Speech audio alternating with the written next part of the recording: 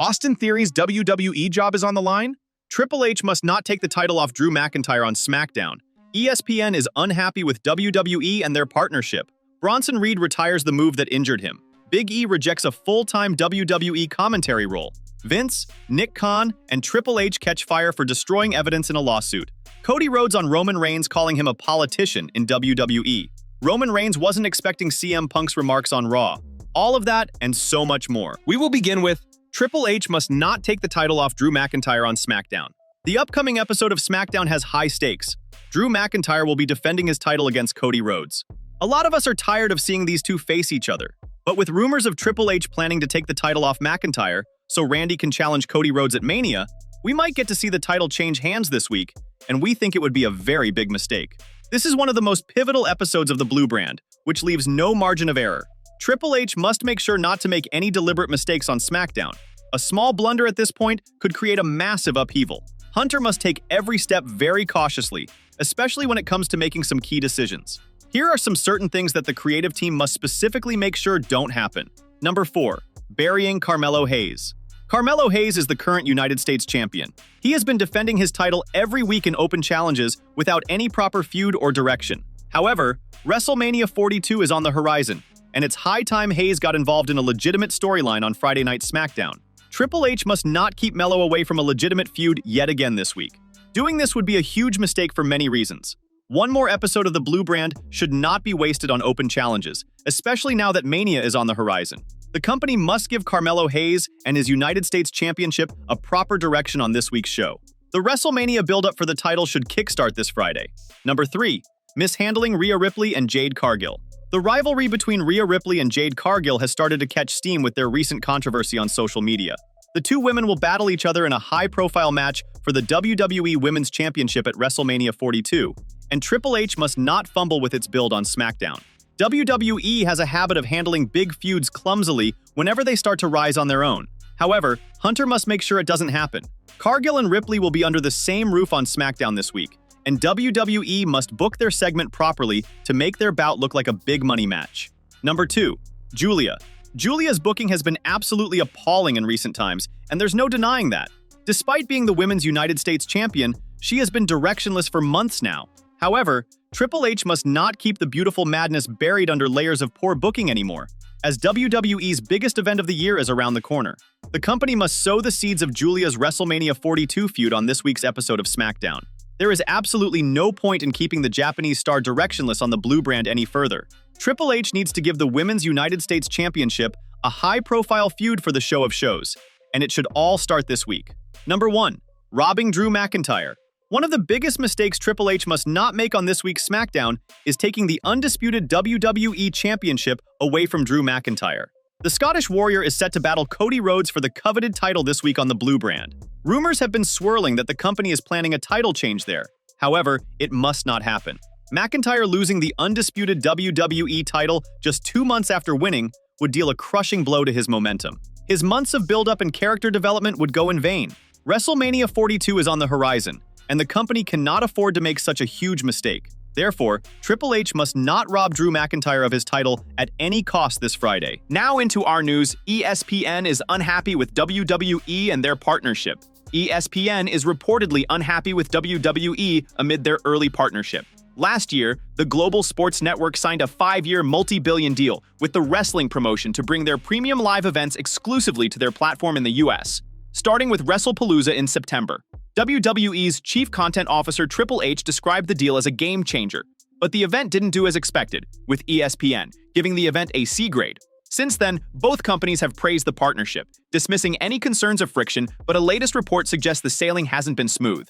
On March 3rd, sports business journalist Blake Avignon took to X to report that there are growing concerns within ESPN over how WWE has done since moving to the platform. Sources: inside ESPN, there's chatter that WWE's transition into the network's ecosystem hasn't been seamless. One person described it as a DNA mismatch, adding that WWE leadership has yet to make a unified push to correct the shortcomings, he reported. According to Avignon, the concerns go beyond this, and the slow early WrestleMania ticket sales haven't eased the situation. That unease, according to another source, extends beyond distribution. Early #WrestleMania 42 ticket movement hasn't inspired confidence, they said, viewing it as a sign the current strategy may not be landing as intended, he further added. Notably, the first hour of WrestleMania 42 will air live on ESPN's linear channels before shifting exclusively to ESPN Unlimited. However, the move is believed to underscore the evolving nature of the new distribution model. Earlier, it was reported that WWE has directed local businesses in Las Vegas not to broadcast WrestleMania 42 and have watch parties. The establishments were told that this is a new policy put in place for businesses within 50 miles of the event in order to increase ticket sales. However, Blake Avignon reported that one source in ESPN described it as a self-inflicted deterrent. According to the source, if fans opt out of WrestleMania 42 due to high prices and watch night 1 of the show locally and it delivers, it could generate buzz to drive sales for night 2. The same source also pointed out that there is a growing disconnect between TKO president Mark Shapiro and the everyday WWE consumer. Last year, TKO president Mark Shapiro discussed WWE's live event pricing strategy. He indicated the prices could remain high, given how the company is still not on the level of UFC in terms of profitability per fan. Next up, Bronson Reed retires the move that injured him. The Vision's Bronson Reed is currently recovering from a torn right bicep. Amid his absence, the Auszilla announced that he's no longer going to remove a particular move from his arsenal. On the February 23rd episode of Raw, Reed suffered an arm injury during a triple threat match against Jey Uso and the original El Grande Americano. He was trying to break up Jey's pin when he tore his bicep and was ruled out of the match. The 330-pound monster underwent successful surgery and will likely miss around 3 to 6 months due to the injury. He is also set to miss his second straight WrestleMania. Speaking on the Stage Dive podcast, Chaz Warrington, who was best known as Mosh of the Headbangers, commented on Bronson Reed's injury. Mosh thought that Reed trying to get creative on how to break up a pin led to the torn bicep. Big Bronson heard Mosh loud and clear, so he decided to remove fancy pin breakup moves from his moveset. "Trust me, never again, my headbanging brothers," Reed tweeted. Bronson Reed has been the third original member of the Vision to get ruled out with an injury. Seth Rollins suffered a shoulder injury in October and had to get kicked out of the group. Braun Breaker had to undergo emergency sports hernia surgery, with his status for WrestleMania 42 remaining unclear. Next up, Big E rejects a full-time WWE commentary role. Big E may still be part of WWE programming, but the former WWE champion says a full-time commentary job isn't something he's eager to jump into right now. Speaking with The Takedown on Sports Illustrated, Big E addressed the growing fan support for him to take a weekly role behind the broadcast desk. While the idea has come up internally within WWE, he made it clear that the demanding travel schedule tied to the position is a major factor in his hesitation. Big E admitted the opportunity has been discussed, but he isn't ready to return to the non-stop travel that comes with being part of WWE's weekly touring schedule. It's possible. I think it would have to depend. I will say, I think the idea of being on the road every single week for an extended period of time is something that I'm just not really open to doing right now. God bless the amount of people who've come to me or even tweeted at WWE, "Get him on commentary. He deserves to be on commentary." Despite turning down the idea for now, Big E revealed that several people within WWE have supported the idea of him moving into a commentary role, including longtime announcer Michael Cole. "Look, I've been approached multiple times by people within the company, people who've gone to bat for me. Michael Cole has definitely been someone in my corner, and I'm very thankful for all the lovely things he said about me." For Big E, the biggest issue comes down to lifestyle. After spending years traveling constantly during his in-ring career, he's grown to appreciate life away from WWE's intense touring schedule. But man, when you're on that WWE hamster wheel, when you're on the road every single week, I tell people all the time, when I first started on the road, we would do 5 shows a week every single week. I was happy to do it. We were getting paid per show. Being young, being 26 when I first got called up, I wanted to be on every show. I loved the road. I was gung-ho about it. Big E explained that once he stepped away from the grind, he quickly realized how much he valued the stability and time away from the road. But once you're able to get off that hamster wheel and you realize, man, I have my weekends back again. Or when I first started dating Kristen, my fiance, I was able to be out for a chunk of 10 days or 2 weeks. And man, life is good out here. Life is good off the grind, not living the circus life. Although he may not want a full-time commentary position, Big E said he's grateful for the opportunity to remain connected to WWE through his appearances on premium live event pre-shows and post-shows. "I am so grateful for this opportunity to be a part of the pre-shows and post-shows for the PLEs. I love that it's allowed me to still stay around the locker room, to see the boys and the girls. I also love being a supportive voice for so many of the young talent coming up." Big E has remained a respected figure backstage since stepping away from in-ring competition, and his presence around WWE programming continues to draw strong support from both fans and talent. Next up, Vince, Nick Khan. and Triple H catch fire for destroying evidence in a lawsuit. The legal battle surrounding WWE's merger with Endeavor is taking another dramatic turn, as shareholder plaintiffs are now asking the Delaware Chancery Court to sanction several top WWE executives over the alleged destruction of key evidence. According to a new motion filed in the case via Post Wrestling, the plaintiffs claim that Vince McMahon, WWE President Nick Khan, and WWE Chief Content Officer Paul Levesque failed to preserve important communications related to the merger process. The filing also references former WWE executives Stephanie McMahon and Brad Blum, who are not defendants in the case but are accused of failing to retain relevant records. The plaintiffs are asking the court to issue what is known as an adverse inference, which would allow the judge at trial to assume that missing communications would have been damaging to the defendants responsible for their disappearance. At the center of the dispute are communications sent through the encrypted messaging app Signal, which allows users to set messages to automatically delete. The motion alleges that Khan frequently used the platform for discussions related to the WWE merger and even encouraged others to shift conversations away from traditional text messaging. Plaintiffs say one exchange between Vince McMahon and Khan reflects this effort. During a discussion about the WrestleMania main event between Cody Rhodes and Roman Reigns, Khan allegedly responded with a cryptic message directing McMahon to move the conversation elsewhere. Langus. When McMahon asked what the message meant, Khan reportedly clarified the instruction, "Read it backwards." Plaintiffs argue that the exchange was a clear signal for McMahon to continue the conversation on Signal instead of standard text messaging. The motion also introduces a previously unreported allegation involving a December 13, 2022 meeting between Vince McMahon, Stephanie McMahon, Nick Khan, and Endeavor executives Ari Emanuel and Mark Shapiro. According to the filing, the meeting occurred weeks before McMahon used his controlling interest to return to WWE and begin pushing for a sale or merger. At the time, Vince McMahon had stepped away from the company after announcing his retirement in July 2022 amid investigations into alleged sexual misconduct and undisclosed hush money payments to former employees. Plaintiffs claim the December meeting supports their broader argument that the eventual merger forming TKO Group Holdings was effectively predetermined. The lawsuit alleges that McMahon and other executives steered the process toward Endeavor, while limiting the chances for competing offers that could have benefited WWE shareholders. The motion also states that records produced during discovery show McMahon had Signal communications with numerous individuals, including Khan, Levesque, Ari Emanuel, Stephanie McMahon, Saudi Arabia's General Entertainment Authority Chairman Turki Al-Sheikh, Brock Lesnar, Bruce Pritchard, Kevin Dunn, and others. However, the publicly released materials redact the message auto-deletion settings for several key individuals accused of failing to preserve communications.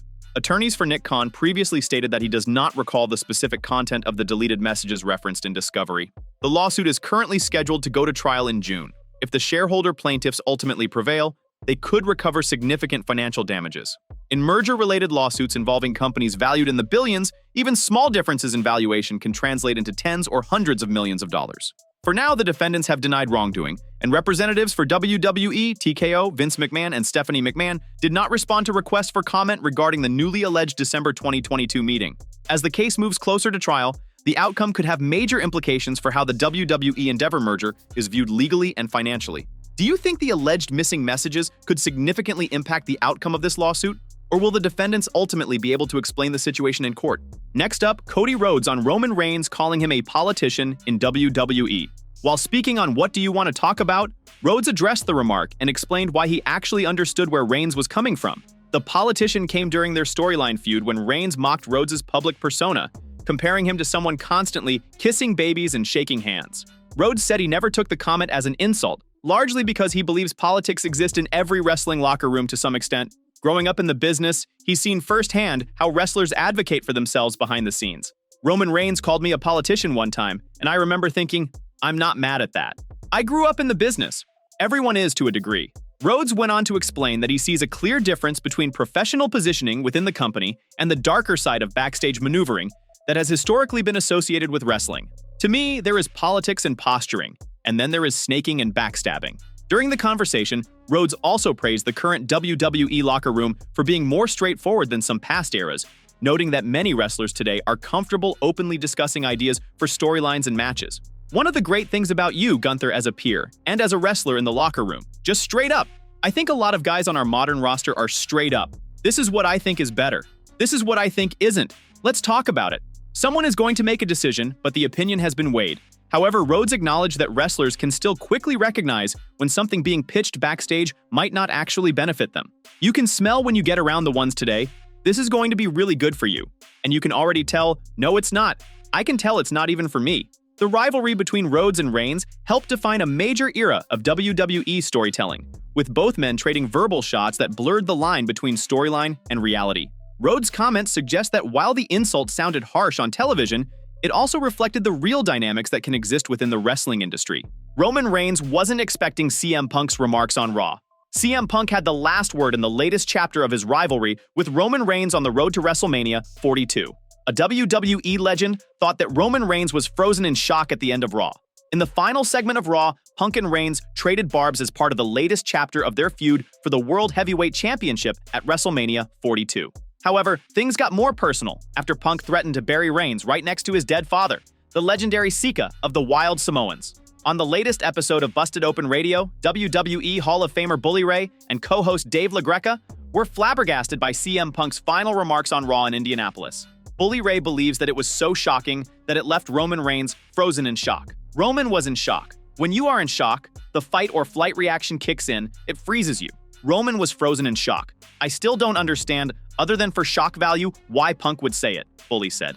Roman Reigns did appear in shock as the show went off the air, but WWE recently uploaded footage of the tribal chief after the show. Reigns was upset, and things could escalate in his next appearance on March 16th in San Antonio, Texas. Many are anticipating that members of the Anoa'i family are not going to be happy with CM Punk's comments about Sika. Zilla Fatu, Reigns' first cousin once removed, already threatened to slap Punk for disrespecting the memory of one of the elders. I'm not a CM Punk fan no more. I'm about to slap CM Punk when I see him. Y'all clip this Shaq. When I see you, CM Punk, I'm gonna slap the F out of you, Zilla said. We wrap things up with Austin Theory's WWE job is on the line. Austin Theory returned to the weekly product under Triple H's regime and was revealed as the masked man from Survivor Series. The group added a new member heading into a new year, but injuries forced the management to make significant changes. After Bronson Reed's injury, the faction's future looks bleak, and Vince Russo and Jonathan Coachman addressed it.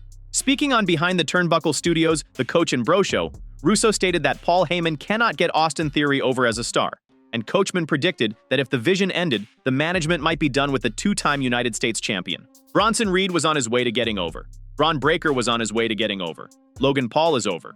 Austin Theory? Paul Heyman will never get Austin Theory over, Russo said. Coachman added, Vince, if they break up the vision, or what's left of the vision, I have a feeling that Austin Theory will not be in the company within less than 2 years, Coachman said.